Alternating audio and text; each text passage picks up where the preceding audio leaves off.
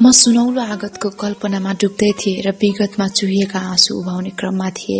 आँसु देखिए नदेखिए पनि कलिलो मनका चोट, घाउ, दर्द, पीडाहरू उस्तै थिए, जसको कहीँ कतै निकास थिएन। यसको कतै निकास थियो भने आँसुको रूपमा बाहिर निकाल्नु हो। कहिले काहीँ त रुँदा पनि मन हलुका हुँदो रहेछ। त्यो समयमा म आँसुको जिन्दगीबाट निकास खोजिरहेकी थिए। किताबहरू पढ्दा मलाई पनि यी कथा, कविताहरूका पात्र जस्तै आफ्नै अलग पात्रहरू खोजेर तिनका बारेमा लेख्न पाए कस्तो हुन्थ्यो जस्तो लाग्थ्यो। यस्तै कथा, कविताहरू लेख्न जान्न पाए कस्तो हुन्थ्यो जस्तो लाग्थ्यो। तर यस्ता चाहनाहरू मात्र सलबलाएर के गर्नु र? जान्नु छैन। घोत्लिएर घण्टौंसम्म भए पनि हेरिरह्यो र त्यसलाई 10औं पटकसम्म पढ्ने गर्थे। चञ्चले मस्तिष्कले आफू अगाडि पुतली देखे पुतलीकै बारेमा सोच्ने गर्थ्यो। रुपी, भँगेरा, काग, गौथली देखे तिनकै बारेमा सोच्थ्यो। त्यस्तै मान्छे देखे तिनकै बारेमा सोच्थ्यो। मनले तिनका बारेमा विभिन्न कुराहरू कल्पना गर्थ्यो। यही कल्पनामा बने तिनका बारेमा कयौं कथाहरू, तर लेख्न चाहिँ लेखिएनन्। लेख्ने चाहनाहरू पनि साँच्चै उत्कण्ठासम्म पुगिसकेका रहेछन् क्यारे। पहिला मैले आफूले देखेका पशु पन्छीका बारेमा लेखे। त्यो कसैलाई नदेखाई च्यातेर फाले। कविताहरू पनि भुइँमा 2-4 लाइन यसो लेखी हेर्थे। राम्रो हुँदैनथ्यो र मेटिदिन्थे। यसो गर्दा निकै समय बित्थ्यो। त्यति बेला कसैले राम्रो गाएको सुन्यो भने आफूलाई पनि गाउन मन लाग्ने, कसैले राम्रो नाचेको देख्यो भने नाच्न मन लाग्ने, कसैले राम्रो चित्र कोरेको, कसैले राम्रो लेखेको देख्यो भने आफूलाई पनि त्यही गर्न मन लाग्ने। कस्तो अस्थिर मन। यही अस्थिरपन भित्र जानेर होस् या नजानेर होस्, मैले सृजनाका बियाहरू छर्न थालेकी थिए। ती अंकुराउन थालेका रहेछन्। अगाडिदेखि नै साहित्यका पुस्तकहरू पढ्ने, आफूलाई मन परेका सृजनाहरू कापीमा सारेर राख्ने मेरो बानी थियो। त्यसैले कलिलो मनमा साहित्यका बियाहरू छरिएछन्। कुनै संघर्षशील व्यक्तिहरूका जीवनी, लेख रचनाहरू पढ्दा आफू पनि यस्तै संघर्षशील हुन मन लाग्थ्यो। मैले त्यही समयमा साहित्य सृजना गर्न पुगेकी थिए। ती सृजनाहरू राम्रा थिएनन्, तर सुरुका सृजना भन्दा थोरै राम्रा सृजनाहरू भएकाले उत्साहित हुँदै डेरामा बस्ने एकजना दाइलाई देखाए। उनको नाम अहिले मैले सम्झिन सकिन। उनले मलाई निकै माया गर्थे। कुनै नयाँ पुस्तक ल्याए भने यो पुस्तक तिमीले पढ्नै पर्छ भनेर पढ्न दिन्थे। अहिले मलाई यति माया गर्ने मान्छेको नाम के हो, घर कहाँ हो, सम्झना छैन। यसमा आफैप्रति अफसोस छ। चाहे तिमी जो हौ, जुन ठाउँका हौ, मलाई माफ गर ल दाइ, मैले तिमीलाई चिन्न सकिन। उनले खुसी भएर राम्रो छ, अझै राम्रो लेख भनिदिएपछि मेरो मन साह्रै फुरुङ्ग भएको थियो। जिन्दगीमा त्यस्ता खुसीका पलहरू बिरलै भएकी थिए मैले।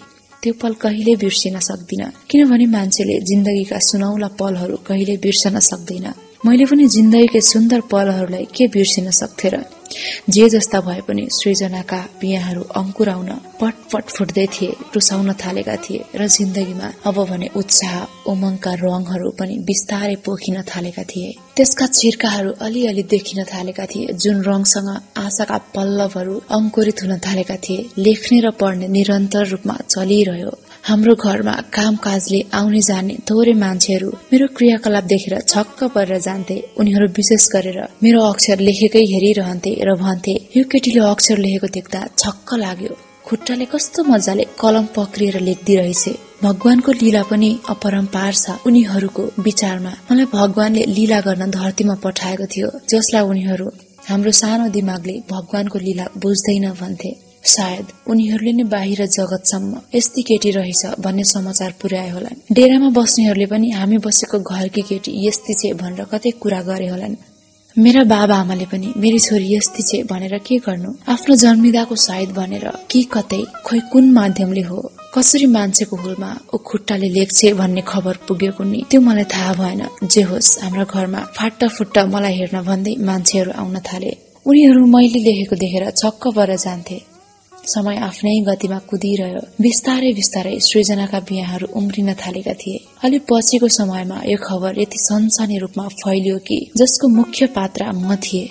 यस अगाडिसम्म सुनसान मुर्दा घर जस्तो लाग्ने हाम्रो घरमा चहल पहल हुन थालेको थियो। मान्छेहरूको आवत जावतले घरको रौनकै अर्को बनाएको थियो। त्यही समयदेखि हाम्रा घरमा जातीय पर्खाल भत्कियो। अछुत जातका मान्छेलाई घरभित्र पस्न दिन हुँदैन भन्ने परम्परागत धारणा भत्कियो। यो वर्षौंदेखि उभिएको विभेदको पर्खाल भत्किँदा मेरो मन साह्रै रमाएको थियो, किनभने म वर्षौं अगाडिदेखि समताको चिन्तन बोक्दै आइरहेकी थिए। अहिले यही चिन्तनले जितेको थियो। साँच्चै आफूले जितेको अनुभूति भइरहेको थियो। हाम्रो घर मान्छेहरूको साझा आस्था र विश्वासको स्थल बन्दै थियो, जहाँ जुनसुकै मान्छेहरू आउन जान सक्थे, जहाँ सबै जात, भाषा, वर्ग, लिङ्गका मान्छेहरू सबैलाई समान व्यवहार गर्नु पर्थ्यो।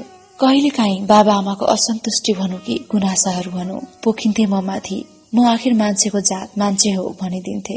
सृजनाका बिहाहरू उम्रिएर ससाना बोटका रूपमा परिणत हुन थालेका थिए। सृजनाका बगैँचामा ती बोटहरू लहलहाउँदा हुँदै गए।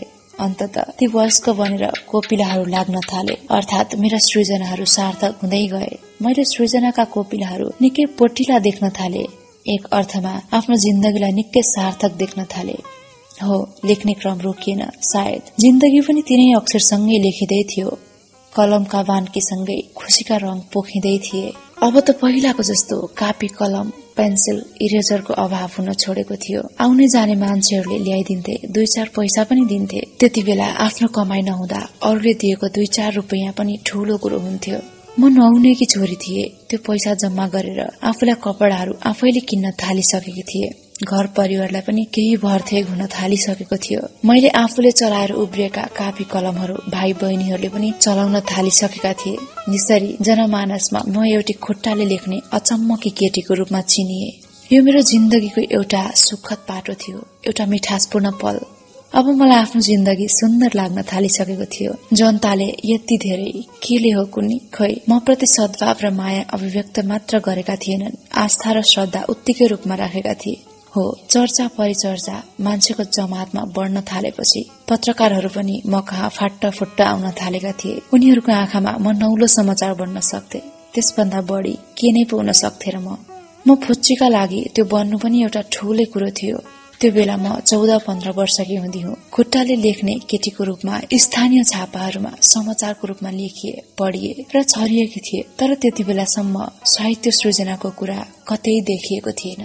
फाट्टाफुट्ट रूपमा राजधानीका छापाहरूमा देखिन थालिसकेकी थिए। त्यो बेला कसैले मेरो बारेमा समाचार लेखे। ती पत्र पत्रिकाहरूको संग्रहण गर्न सकिन, तर ती मित्र र पत्र पत्रिकाहरूप्रति मैले आभार प्रकट गर्नै पर्छ। मेरो यात्रा फराकिलो हुँदै गयो, त्यसमाथि रंगीन हुँदै गयो। म यही रंगीन जिन्दगीमा रमाउन थाले। मैले त्यति बेला आउने जाने मान्छेहरूले दिएको 2-4 रुपैयाँ पनि लिन्थे, तर मागेर कहिले लिइन। यसैका कारण केही अनावश्यक हल्ला पनि चल्न थालेको थियो। कवि भूपी शेरचनले त्यसै हल्ले हल्लाको देश भनेका होइन रहेछन्। आफू ठिक सही बाटो हिँडेपछि हल्लाहरूले केही फरक पार्दैनन्। त्यस्तै मलाई पनि यस्ता हल्लाहरूले खासै असर पारेनन्। आखिर मान्छेका सकारात्मक पक्षले नकारात्मक पक्षलाई जित्दो नै रहेछ क्यारे। ममा पनि अँध्यारा पक्षहरू मात्र थिएनन्, उज्याला पक्षहरू पनि थिए। ती उज्याला पक्षहरूले अँध्यारा पक्षहरूलाई सर्लक निल्दै गए। सार्वजनिक जिन्दगी साँच्चै छुट्टै खालको हुँदो रहेछ। म पनि चालै नपाई त्यसतर्फ तानिँदै रहेछु। व्यक्तिगत जिन्दगीमा अनेक खालका पीर तनाव भए पनि आउने जाने मान्छेहरूसँग भेट गर्दा उनीहरूसँग गफ गर्दा गर्दै बिर्सिन थाले। त्यसबेला गीता अधिकारी, रमेश चन्द्र अधिकारी, अल्का अधिकारी, उमेश चन्द्र अधिकारी, तनुजा पोखरेल, सुमन पोखरेल, गिरीश चन्द्र पोखरेल, पुष्कर जोशी, सञ्जय सन्तोषी राई, विदुर सुवेदी जस्ता स्थानीय पत्र पत्रिकामा काम गर्ने भनौं कि साहित्य प्रेमी व्यक्तिहरू भनौं, जे भनौं, ती व्यक्तिहरूसँग भेट भयो। उनीहरूसँगको भेटले एक किसिमको यात्रामा सहज परिवेश निर्माण गर्यो। उनीहरूले पत्र पत्रिकामा मेरो बारेमा समाचार दिएर होस् वा लेख लेखिदिएर होस्, या त मान्छेहरूसँग भेट हुँदा मेरो बारेमा गफ गरिदिएर होस्, एक खालको योगदान दिए। उनीहरू मसँग क्रमशः नजिक हुन थाले। अन्ततः उनीहरू मेरा विभिन्न मित्रहरू बन्न पुगे। साँच्चै मैले उनीहरूसँग त्यसबेला आफ्ना दुःख सुख साटे, आँसुका पलहरू पनि साटे, हाँसोका पलहरू पनि साटे। अर्थात् म जिन्दगीका रमाइला पलहरू भोग्न थालिसकेकी थिए। अझै पनि साहित्यको जगत भन्दा टाढा पनि साहित्य लेख्ने केटीको रूपमा चिनिसकेकी थिइन। तर मित्रहरूसँग भेट हुँदा म आफ्ना सृजना देखाइदिन्थे। उनीहरू अचम्म मानेर उल्टाइ पल्टाइ हेर्थे र भन्ने गर्थे, धेरै राम्रो छ।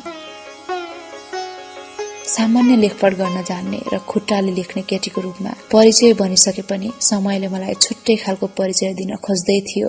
मेरो जीवन पनि चाहन्थ्यो होला आफ्नो परिचय यतिमै सीमित नरहोस्। मेरो जीवनको एउटा पृथक यात्रामा साथ दिनेहरू सयौं थिए। पात्र पात्राहरू जसको हात समातेर मैले जिन्दगीको डुङ्गा खियाएकी छु, चलाएकी छु। छापाहरूमा सामान्य लेखपढ गर्न जान्ने केटीको रूपमा भित्रिएकी म बिस्तारै साहित्य जगतमा आफ्ना पखेटा फिजाउँदै थिए। म त्यति बेलासम्म 16 वर्षकी किशोरी भइसकेकी थिए अनि यो बेलासम्म मैले थुप्रै साहित्यिक, सांस्कृतिक, राजनीतिक, सामाजिक किताबहरू पढिसकेकी थिए। साथीहरू पनि धेरै भइसकेका थिए। ती सबैको नाम अहिले म सम्झिन सक्दिन। यसो भनेर उनीहरूलाई टाढा राख्न खोजेको भन्ने अर्थ नलागोस्। साहित्यिक सृजनाको क्रम रोकिएको थिएन र मैले आफू वरिपरिको वातावरण, यहाँका सामाजिक रीतिरिवाज, चालचलनहरूको बारेमा विश्लेषण गर्ने काम पनि रोकेकी थिइन। अब भने म पनि खुट्टाले लेख्ने केटीबाट खुट्टाले साहित्य लेख्ने किशोरीको रूपमा परिचित हुन बिस्तारै थालिसकेकी थिए। यस यात्रामा भेटिए लेखनाथ भण्डारी, शोभा गौतम, रम्यता लिम्बू र समीप शर्मा। उनीहरूसँगको भेटले यात्रामा सहजता मिल्दै गयो। उनीहरूले रचनात्मक सहयोग गर्दै गए, जसमध्ये लेखनाथ भण्डारीले त पछिसम्म मलाई सघाए। त्यस बेलासम्म मैले पारिजात, मोदनाथ फ्रस्ट्रेट, खगेन्द्र संग्रौला, रमेश विक्कल आदि थुप्रै साहित्यकारहरूलाई राम्ररी पढिसकेकी थिए। केही रुसी, चिनिया, भियतनामी, नेपालीमा अनुवाद गरिएका किताबहरू पनि पढिसकेकी थिए। ममा पनि तिनैको प्रभाव पर्न थालिसकेको थियो, किनभने मान्छेको किशोरकाल ज्यादै संवेदनशील हुँदो रहेछ। त्यो उमेरमा जस्तो विचारले प्रभाव पार्यो, उसको जीवन पद्धतिमा त्यही विचारले अहम भूमिका खेल्दो रहेछ। त्यति बेला रुसी जनक्रान्ति, चिनिया नौलो जनवादी क्रान्ति, भियतनामी जनक्रान्तिलाई नजिकैबाट पढे। क्रान्तिका उपन्यासहरू पनि पढे। त्यो उपन्यासका पात्र पात्राहरूको संघर्षशील जिन्दगी पढ्दा मनमनै सोच्ने गर्थे, कति साहसिला कथा, कति संघर्षशील जिन्दगी, साँच्चै सुन्दर छ जिन्दगी। मलाई उनीहरूको जिन्दगी देखेर लोभ लाग्ने गर्थ्यो। उनीहरूले चाहिँ बाँच्न मन लाग्थ्यो, तर के गर्नु र, मैले चाहेको जस्तो जिन्दगी बाँच्न सकिन। मैले आफूले चाहे जसरी बाँच्न नसके पनि मानव दुनियाँलाई दुःख दिने, निर्बलहरूमाथि अन्याय अत्याचार गर्ने प्रति घृणा गर्न थालिसकेकी थिए। ममा अन्तर्निहित स्वभावले यही कुरो सिकाइरहेको थियो। जिन्दगीको यात्रा फराकिलो बाटोतिर मोडिँदै थियो। उपन्यास र कथाका नायक नायिकाहरूको जस्तो जिन्दगी सुन्दर नभए पनि मेरो जिन्दगी पनि आफैमा फक्रिँदै थियो, फुल्दै थियो। कतै ठेस लागेर लडे पनि ऊ तङ्ग्रिहाल्थ्यो, कतै चोट लागेर दुखे पनि ऊ विषेक भइहाल्थ्यो। यसो हुनु पनि पर्थ्यो, नत्र यात्रा अगाडि बढ्न सक्दैनथ्यो। यही समयमा भेटिएका यात्री विजयराज आचार्य त्यो बेला नव प्रतिभा नामको एउटा पत्रिका चलाउँथे। उनको घर प्युठान रहेछ। उनले त्यो बाल पत्रिकामा मेरो उमेर ठूलै भए पनि अन्तर्वार्ता लिएर मेरो चर्चालाई राष्ट्रव्यापी बनाइदिए। त्यस्तै नवयुवा मासिकले मेरो बारेमा खोजमूलक लेख 2053 भदौमा छापिदियो। त्यसमा लेखे विदुर सुवेदी र शोभा गौतमले। जसले मेरो बारेमा लेखिएका लेख मात्र छापिदिएन, मेरा सृजना पनि पहिलो पटक छापिदिएर थुप्रै पाठक, प्रशंसक, शुभेच्छुकहरूसम्म पुर्याइदियो। अहिले मूल्याङ्कन प्रकाशन गृहका सबै मान्छेहरूलाई मैले सम्झिनुपर्छ अनि त्यो प्रकाशनलाई पनि भुल्न हुँदैन, जसले सृजनाको क्षेत्रमा झमकलाई फक्रिने माटो उर्वर बनाइदिए। त्यो माटो जिल्याउने, खन्ने, जोत्ने, डल्ला फुर्ने सबै हातहरूलाई सम्झिरहेकी छु म। अहिले वर्तमानको संघार टेकेर उभिएर ती पलका पात्र पात्राहरूलाई यिनै शब्द श्रद्धाका गुच्छाहरू चढाउँछु, जसले जिन्दगीको साँघुरो बाटोलाई फराकिलो बनाइदिए। मेरो जिन्दगीको कुनै मोडमा जो सहयोगी बनिदिए, ती सबै हातहरूलाई सलाम। हल्लै हल्लाले भनौं या त चर्चा नै चर्चाले मेरो किशोर हृदयलाई एक हदसम्म उत्साहित मात्र बनाउने काम गरेन, मैले केही गर्नुपर्छ भन्ने भावना पनि जगाइदियो। अब मैले आफ्नो बारेमा नकारात्मक कुराहरू सुन्नु पर्दैनथ्यो। पहिलाको जस्तो घरमा आउने जानेहरू मृत्युको कामना गर्दैनथे, उल्टो चिरायु र प्रगति, उन्नतिको कामना गर्थे। जिन्दगी सुन्दर लाग्यो। मरिसकेको बाँच्ने रहर पुनः पलाएर आउन थाल्यो। यस्तै बीचमा घुमिरह्यो जिन्दगीको चक्र, जहाँ आशा, निराशा, सम्भावना, छटपटी, आवेग, सम्वेग यस्तै कुरा थिए। साहित्यिक यात्रा पनि यसै बीच गुज्रिँदै थियो। यति बेलासम्म मेरा 2-4 कविता, मुक्तकहरू पत्र पत्रिकामा छापिसकेका थिए। ती पत्रिका मेरो संकलनमा छैनन्, तिनका नाम अहिले मलाई याद छैन। मैले सम्झेको एउटा पत्रिका चाहिँ नवयुवा मासिक हो, जो म हाँसेको र बाँचेको देख्न चाहन्थे। उनीहरू त पक्कै पनि खुसी होलान्। आफ्ना रचनाहरू पत्र पत्रिकामा पहिलो पटक देखा पर्दा मान्छे कति खुसी हुँदो रहेछ। म पनि पहिलो पटक आफ्ना रचनाहरू छापामा देखा पर्दा यति खुसी भएकी थिए। त्यो खुसीको पल शब्दले उतार्ने मसँग सामर्थ्य छैन। त्यो छापिएको रचना सबैलाई देखाउन मन लाग्थ्यो। सबैले पढिदिउन् भन्ने लाग्थ्यो र छापिएका रचनाहरू आफूसँगै राख्थे। आउने जाने मान्छेहरूलाई देखाउँथे। सायद उनीहरूलाई कुनै बेला त झर्को पनि लाग्थ्यो होला। मैले त्यो उत्साह र उमङ्गको क्षणमा उनीहरूको मर्का बुझ्न सकिन। ममा अलिकति आफू पनि केही हुनाको अभिमान देखिन थालेको थियो। तर अलिकति दुःख पाउँदैमा मान्छे हात्तिनु हुँदैन र अलिकति सुख पाउँदैमा मान्छे मात्तिनु हुँदैन भन्ने उखान मैले पाका मान्छेहरूको मुखबाट सुनेकी थिए। त्यो अभिमान त्यतै कतै कहाँ बिलाउँथ्यो कुन्नी। मैले आफूले जानेर त अभिमान कसैसँग देखाइन। कतै नजानेर त्यो चुइहालेको भए चोट पुगेका मनहरूसँग भन्छु आई एम सरी ल। कहिलेकाहीँ आफू हुनाको परिचय दिए मान्छेका हुललाई। जे होस्, एउटा सानो कोपिला फक्रिने क्रममा थियो। बीचमै कसैले चुडेर झारिदिन फालिदिन पनि सक्थ्यो। तर त्यो कोपिलालाई जतनले स्याहार्ने हातहरू धेरै छन्।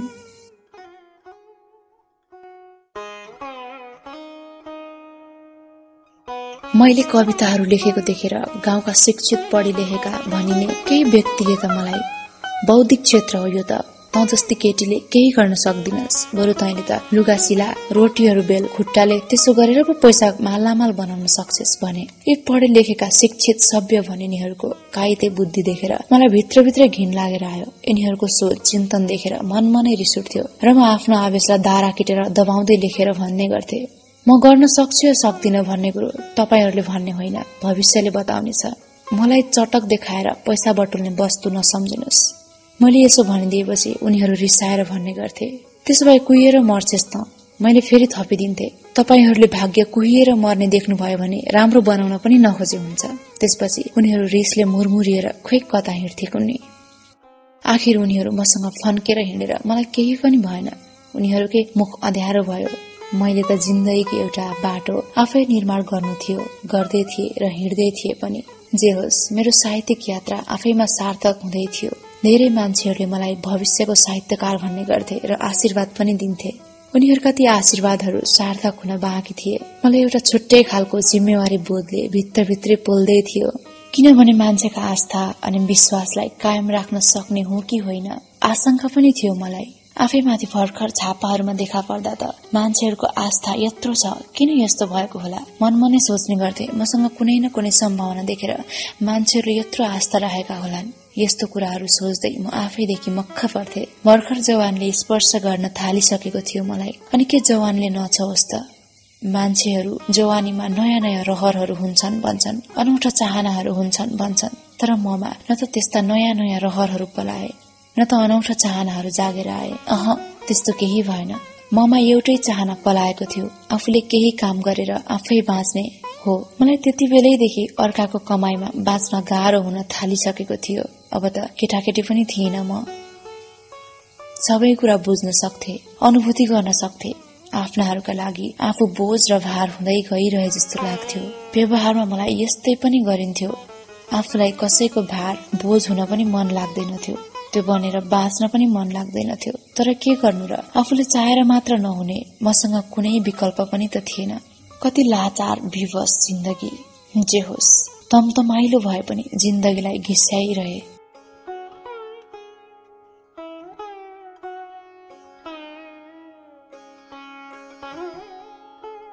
हल्लै हल्लाले मेरो चर्चा परिचर्चा निकै परसम्म पुर्याएको थियो। छापाहरूमा मेरा सृजना फाटाफुट्ट देखा पर्न थालिसकेका थिए। त्यति बेलाका विजयपुर साप्ताहिक, करकमल साप्ताहिकले विशेष गरेर मेरा लेख रचनाहरू छापिदिन्थे। त्यति बेला करकमल साप्ताहिक सम्पादकको रूपमा कमल कसजु भन्ने दिदी थिइन्। उनको र मेरो भेट पनि भएको थियो। त्यस्तै विजयपुर साप्ताहिकमा पनि गंगा बराल भन्ने दिदी थिइन्। उनीहरू मार्फत छापिन्थे। अझैसम्म पनि सिंगो पुस्तककारको रूपमा कुनै पुस्तक छापिएकै थिएन। छाप्ने प्रकाशकहरू पनि निस्किएकै थिएनन्। मैले लेख्न भने छोडेकी थिएन। आफ्ना साहित्यिक समकालीन साथीहरू तनुजा पोखरेल, अलका अधिकारी, गीता अधिकारी आदि धेरै साथीहरूको माझ एक परिचित अनुहारको रूपमा स्थापित हुँदै थिए। उनीहरूसँगको भेटघाटमा कविताहरू सुन्ने सुनाउने काम हुन्थ्यो। उनीहरू म भन्दा उमेर र लेखन दुवैले जेठा थिए। म उनीहरू भन्दा सानी भए पनि मेरा सृजनाहरूको प्रशंसा गर्थे। यसरी आफ्नो पुस्तामा बिस्तारै प्रभाव जमाएकी थिए। मेरो जिन्दगी पनि कवितामय भएर बगिरह्यो सललल। के खोज्छौ जिन्दगीको परिभाषा मसँग? जिन्दगी आफैमा सुसज्जित छ। विचार गरी हेर, हरपल जिन्दगीका निश्चल ढुकढुकीहरूमा खोज तिमी आफ्नो जीवन यथार्थ। जहाँ भेट्छौ जिन्दगीको एक अस्तित्व, त्यहाँ बुझ्छौ जिन्दगीका परिभाषाहरू। हरपल जिन्दगीका निश्चल ढुकढुकीहरूमा खोज तिमी आफ्नो जीवन यथार्थ। जहाँ भेट्छौ जिन्दगीको एक अस्तित्व, त्यहाँ बुझ्छौ जिन्दगीका परिभाषाहरू। जिन्दगी आफू स्वयंमा कति सुन्दर छ, कति मधुर छ, अनि तिमी आफै थाहा पाउँछौ। आहा, त्यो जिन्दगीको पथमा मलाई हिँडिरहँ जस्तो लाग्छ। मलाई जिन्दगीमा एक संकल्प बोकी बाँचिरहँ जस्तो लाग्छ सधैँ सधैँ।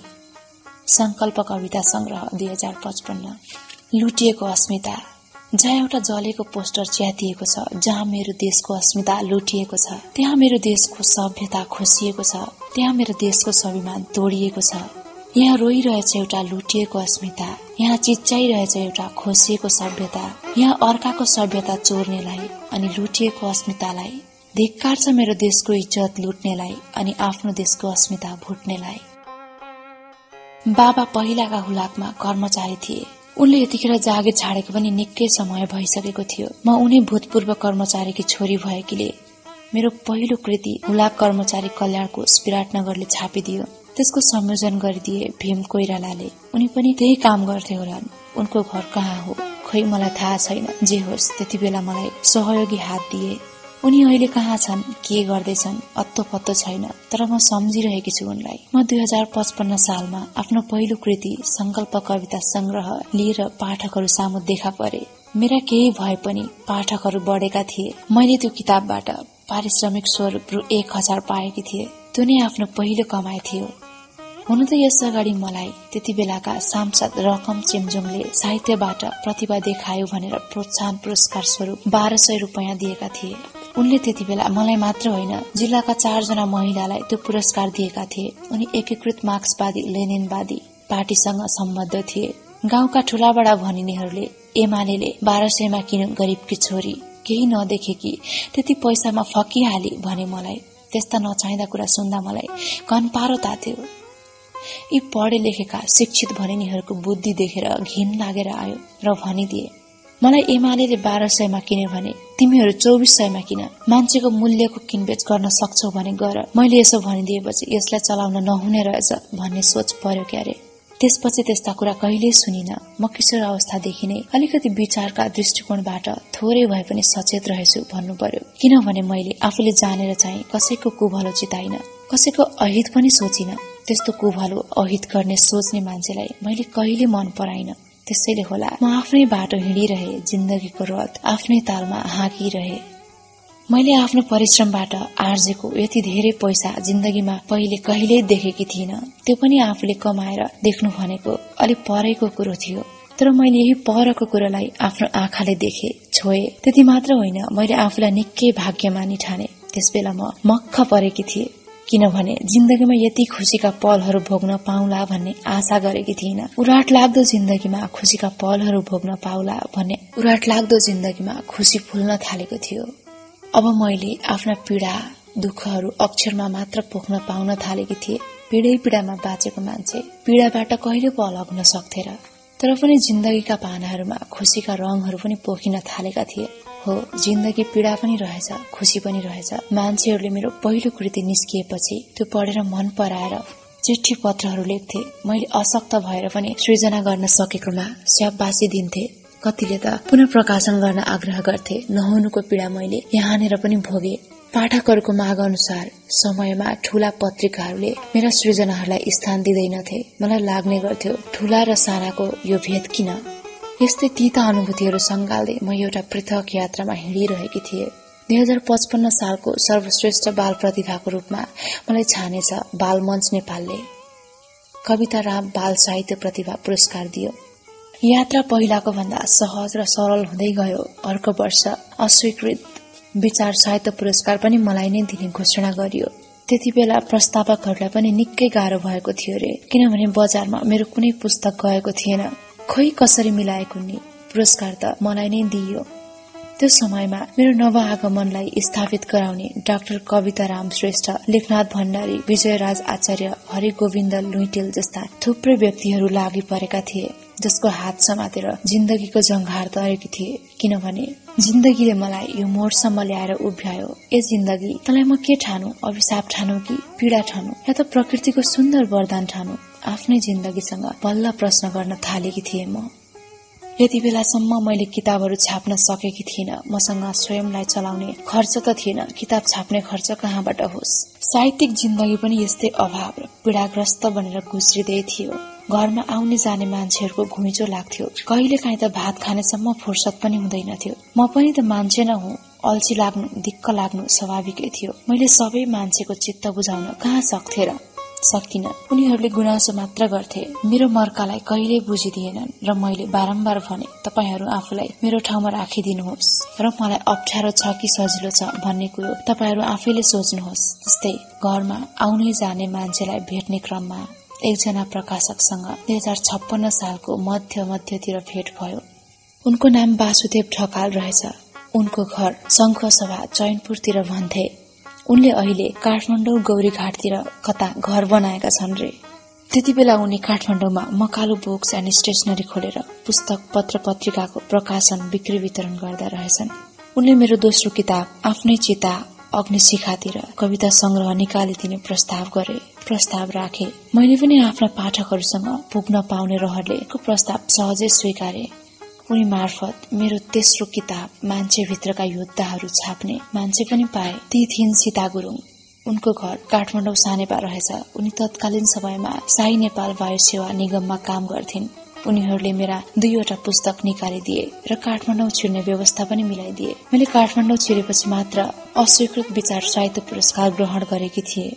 मेरा सबै विधा समेटिएको चौथो पुस्तक अवसानपछिको आगमन, क्वाटी संग्रह, अस्मिता महिला प्रकाशन गृह, संचार तथा स्रोत संस्था काठमाडौँ, मार्टिन चौतारी काठमाडौँ, अनौपचारिक क्षेत्र सेवा केन्द्र काठमाडौँ, बाल मजदुर सरोकार केन्द्र काठमाडौँ जस्ता संघ संस्थाहरूको आर्थिक सहयोगमा निस्कियो। यसलाई मूर्त रूप दिन उठ्ने र जुट्नेहरू मन्जु थापा, उषा तितिक्षु, लेखनाथ भण्डारी, लीला अधिकारी, गणेश भण्डारी, रघुनाथ लामिछाने, अखण्ड भण्डारी, दुण्डपाडी उपाध्याय जस्ता धेरै व्यक्तिका हात थिए। बल्ल म नवस्रष्टाको रूपमा स्थापित भएकी थिए। हुन पनि हो, म अँध्यारो कुनाबाट एकैचोटि नेपालको झिलिमिली राजधानी शहरमा निस्किएकी थिए। त्यहाँका प्रत्येक चीज नौला थिए, प्रत्येक अनुहार नौला, अपरिचित। मेरा लागि परिचित भनेका बाबा आमा र भर्खर 1.5 महिनाकी कान्छी बहिनी अनामिका थिए। बाबा आमाले उसलाई जन्माउन अलि ढिलो गरे। अलि छिटो जन्माइदिएको भए हामी दिदी बहिनीहरू बीच यति ठूलो उमेरको खाडल हुने थिएन। हाम्रा बाबा आमालाई 4-5 जना सन्तान जन्माउनु भनेको सामान्य कुरो लाग्यो र त उनीहरूले 5 जना सन्तान जन्माए। उफ, यो हो नेपालीहरूको अज्ञानता र नेपाली आमैहरूको स्वास्थ्य बर्बाद हुने एउटा कारण। भनौं भने आफ्नै जन्मदातालाई के भनौं नभनौं भने यो के गरेको हो? बुझ्दा बुझ्दै जान्दा जान्दै पनि हाम्रा बाबा आमाहरूदेखि छक्क पर्छु म। अनामिका भन्दा माथिकी पनि मौसमी बहिनी छे। ऊ पनि फूल जस्तै राम्री थिए। कति कोमल र प्यारी बच्ची थिए।